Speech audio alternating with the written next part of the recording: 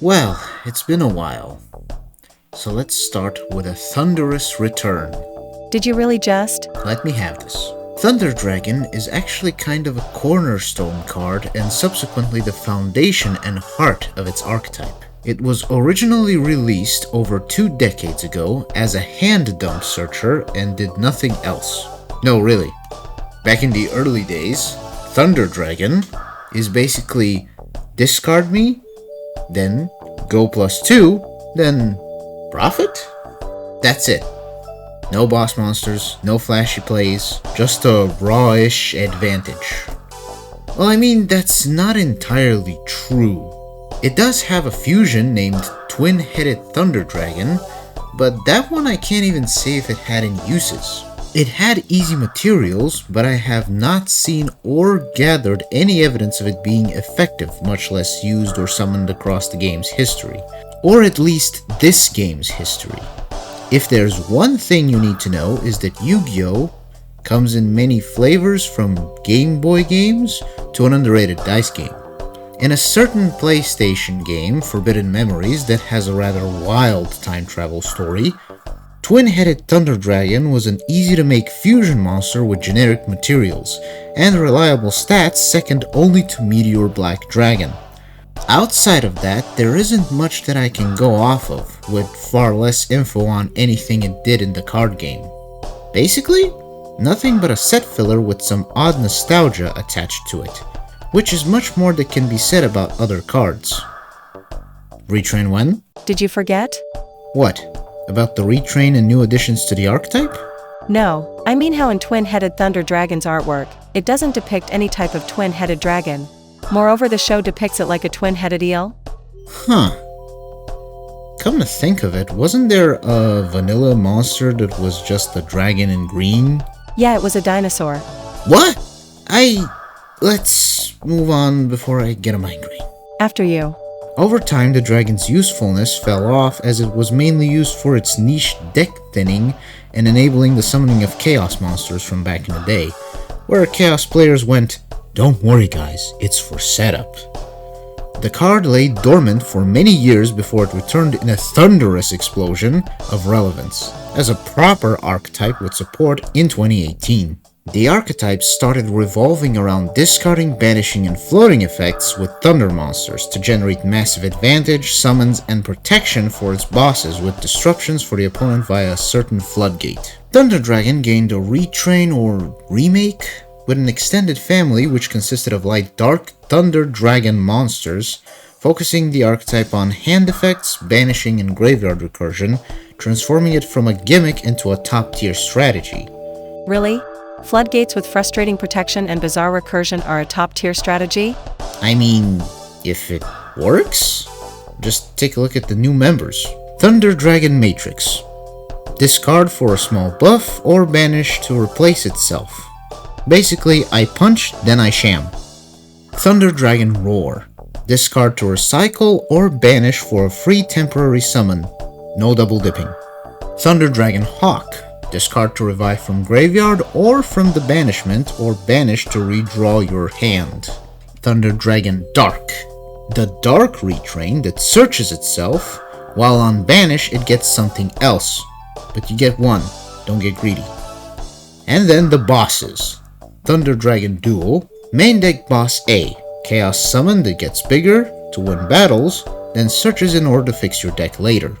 And then Thunder Dragon Lord. Main deck boss B.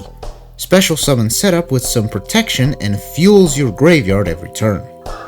Their playstyle basically became discard banish thunder monsters with additional help from Allure of Darkness, Gold Sarcophagus, hence why it's limited, Bestials, Batteryman Solar, Chaos, and then some. Whatever enables chain searches, swarms, and summoning monsters in order to allow their true bosses to be summoned, whether it be via Contact Fusion or Thunder Dragon Fusion, their only spell, that shuffles materials into the deck to fusion summon. Oh, and some searching, of course. Now let's move on to the main event. Thunder Dragon Colossus. The floodgate that blocks the opponent from searching and adding things from their deck outside of drawing them. and has a rather unrestricted self-protection via banishing any thunder monster from your graveyard. But it can be targeted. If it couldn't, I would have called hacks on Godzilla. We also have Thunder Dragon Titan, which removes a card when a thunder monster uses its effect, albeit in the hand to destroy a card. However, its self-protection banish requires 2 thunder monsters to be banished from the graveyard. Finally, we have Thunder Dragon Thunderstorm Mech. Does anyone know this exists? Like, seriously, I didn't even know that this is real? It's basically a rather steeply costing extender with an even bigger requirement for its protection. Want to know something crazy? What? There's actually 2 trap cards the archetype has them being. Thunder Dragon Discharge, your effects always resolve and when you summon the back row goes boom. Thunder Dragon's 100 Thunders, bring 1 back to bring all the homies that vanish later while locking you into thunder monsters. Wow. That's not that bad, especially Discharge. But it's quite a shame they're trap cards, and they don't help when it really matters. On your turn, as that's the time you want cards like Discharge and 100 Thunder active, as that's where they would be most effective. They're good, just very slow, which is something you really can't afford to do nowadays. As for the link, I'm not surprised as to whether it's played or not, and even though Titan is nice, you'll mainly prioritize summoning Colossus.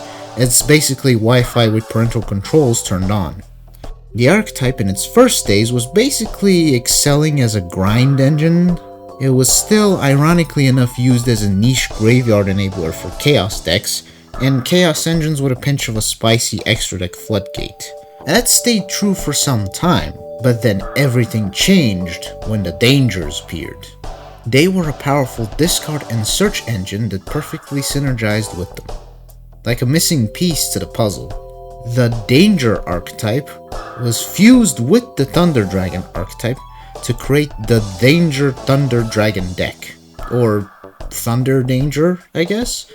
And it pretty much became that type of deck. Which is?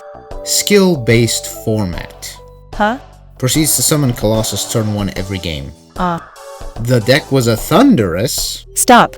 Success. Colossus pretty much defined the archetype's main play with some complementary generic monsters or strong extra deck boards with high stats, making it truly dangerous. But something like this can only last for so long. I am inevitable. Wait! Hang on! Stop! You don't want to do this! Listen, I've been a good boy! I've been a good boy, please! I've been such a good boy! Don't do it! No! In nomine Patris et Filii et Spiritus Sancti. From there, Thunder Dragons were mainly utilized as a splash engine in Chaos Dragons, and or Bestials. And after that, not much else. Even when Colossus was unbanned, the archetype didn't really return, as it presumably became a rogue tier deck. Well, as rogue as this archetype can be. And that's about it. It's honestly quite fascinating how one monster from the past manages to get so much and yet so little. Its pieces and monsters alongside its protections are quite baffling given how the archetype is basically a total of 11 cards, or okay, 14 cards, as they can somehow, even without the additional engine, can manage on their own while having some good stats. The biggest strength to the archetype is mainly deck thinning and graveyard recursion, as the boss monsters use the resources to both extend and protect themselves. Surprisingly, it's quite thought out, and there's rarely any issues that subsequently damage or prevent the deck's efficiency.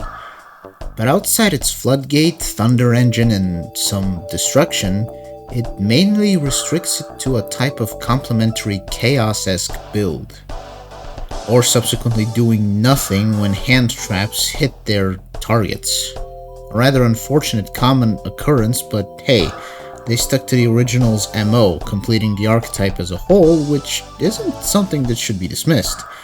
And while I do wish they get more monsters alongside some extra deck Thunders, I can say confidently they stuck to their origins and successfully can keep up unlike others. Seriously though, pick a lane. Thanks for watching, hope you're doing well, have a nice day.